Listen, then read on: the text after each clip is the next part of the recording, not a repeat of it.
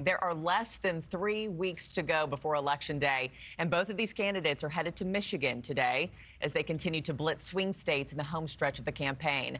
Ahead of events in and around Detroit, President Trump will sit down for an interview with Fox News personality and former professional wrestler Tyrus on his podcast, Maintaining with Tyrus, while the vice president kicks off a 2-day tour of the state with events in Grand Rapids, Lansing, and the Detroit area as well. NewsNation's Robert Sherman is in Detroit for both campaign events today. Robert, good morning to you. What are we expecting from the former president first? Good morning to you, Markie. Yeah, here we are in the Great Lakes state, which today is in the center of the political conversation. Both of these campaigns on the ground and 15 highly coveted electoral votes up for grabs here.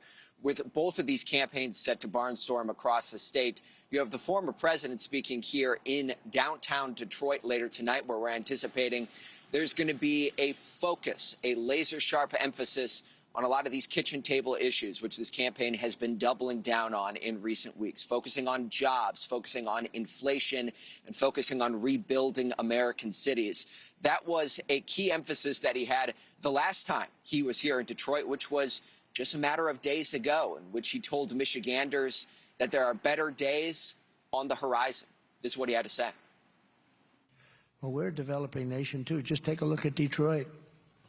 Detroit's a developing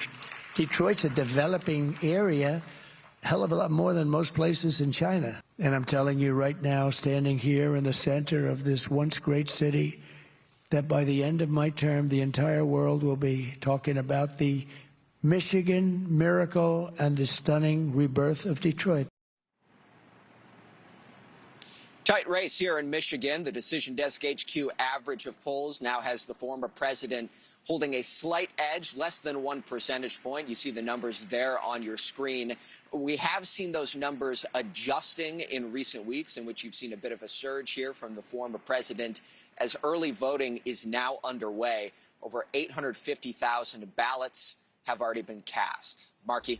And Robert, while the former president is rallying in downtown Detroit, the vice president won't be too far away. She'll be in Oakland County. What's key for both of these campaigns?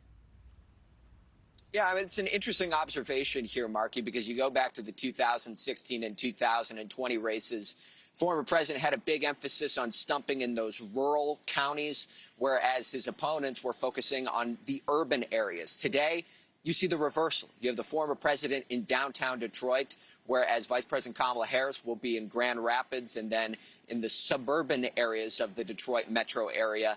And you start to see why. You look at some of these polling metrics here. The former president seems to be outperforming what traditionally Republicans do in urban areas. This one recent study puts him at 42% in urban areas compared to Kamala Harris at 53%. Suburban areas, much tighter there. The former president 49, Harris 47, and then rural areas, the former president has a bit of a lead.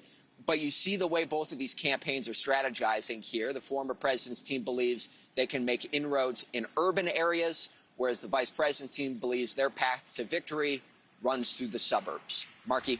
Robert Sherman live in Detroit for us this morning. Thank you so much, sir. Thanks for watching, everybody. Go to joinnn.com to find NewsNation on your television provider. Also, don't forget to click that red subscribe button below to get more of NewsNation's fact-driven, unbiased coverage.